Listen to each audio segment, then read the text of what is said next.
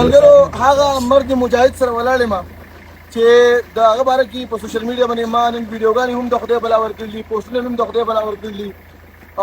نن تاسو ته پته وه چې په هغې کې یو داسې واقعه مخې ته راغلې وه چې په هغې کې 8 کسان په یو زانګو کې پسول شوي وو او د سهار نه واخله تر ماښامه پورې زمونږ آرمي اپریشن جاري وو او تر ماښامه پورې یو ماشوم هغو ریکور کړو.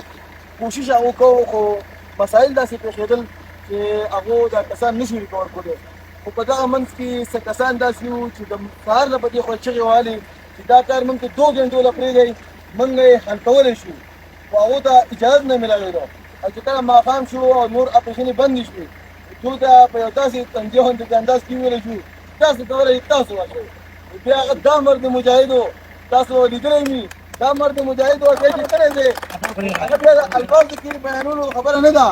کوکاین کمپني او د ده نوم چې دی صاحب چې کوم دی ډېر غوښتلی د چا دی به دا خبرې به انشاءالله تعالی که چېرې موږ سار کړو. ما سره دې کې ډېر معزز خلک ولرل دي. وسیم اکبر صاحب دی، کیپټن عباس دی. موږ کیپټن عباس چې په کوم ملت راغلی دی هغه په دې ملت راغلی دی چې فورټ والو د ده د اپریشن بند کړی دی. کیپټن عباس چې کله راغلی دی هغه وایي که دا یې بند کړی دا به زه خلاوم. دغه شیانو کې ما سره اعزاز بهی راغلی دی، جاوید بهی راغلی دی، نور ډېر ملګري راغلي دي. دوی سره به خبرې به انشاءالله موږ سار کړو.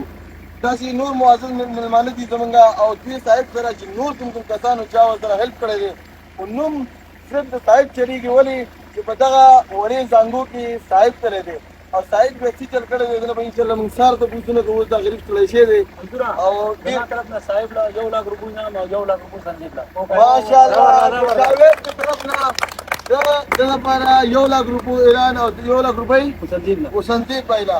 ماشاءالله ماشاءالله. او زه اوس وایم چې زموږ رور کیپټن عباس یو څو خبرې وکړي، بیا هغې نه بعد که زموږ نور ملګري خبرې کوي بیا به د دې نه لاول ځل زه زما د رور صاحب د انور زوی د کوکا لالا زوی زمونږ فخر شانګله موږ چې دلته راغلي وو د هغه ځای روان شوي وو، زه یم اعزاز وو او منصور وو. نو موږ په دې در روان یو زمونږ دې رور لسې چلو شو، موږ ته پریشانه کړو. دی ورسره د دا بل تره زوی وو. نو موږ پریشانه وشو چې هلک لسې چللی، موږ د کور نه راووتو. الحمدلله دی ښه ټیک ټاک دی، ښه برابر دی او اپریشن هم شوی دی. نور ډیټیل بیا دا زمونږ فخر دی انشاءالله تعالی. موږ چې دی کور ته رسي دی به موږ په استقبال سره وځو، د رب ترونه استقبال کوو. دلته چې کوم ملګري دي لکه وسیم اکبر خان چې دی او اکاجان خان زوی او نور دلته علي کوم ملګري دي، زه به ترې ناشته نه پېژنم، ما نومونه نه راځي. د رور ټول ته داد ورکوو، د دوی شکریه ادا کوو چې زمونږ د دې رور دومره خیال یې ساتلی دی. او نور زمونږ د اعزاز رور دی، دی به پکې څه خبرې وکړي. دی څه غواړي؟ بسم الله الرحمن الرحیم.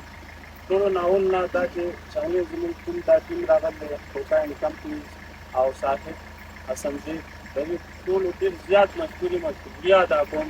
حالانکې مونږ هغه ټایم ته چې ورسېدلو مونږ ورسېدو خو له پاسه نه مونږ ته څه قسم پرمیشن ملاو نه شو. نو مونږ هغې ویټ کوو او چې پرمیشن ملاو شو نو مونږ لا ځان کې خبره کوله او دا صاحب چې دا مرګ مزیم د دې لپاره یو پلیټینګ وکړه. یقینا د دې بات مونږ ته ټیم ملاو مونږ ته خبره کوله چې یاره مونږ ته پرمیشن راځي یا که نه دا رسټاپ کړو دا کس لیږو.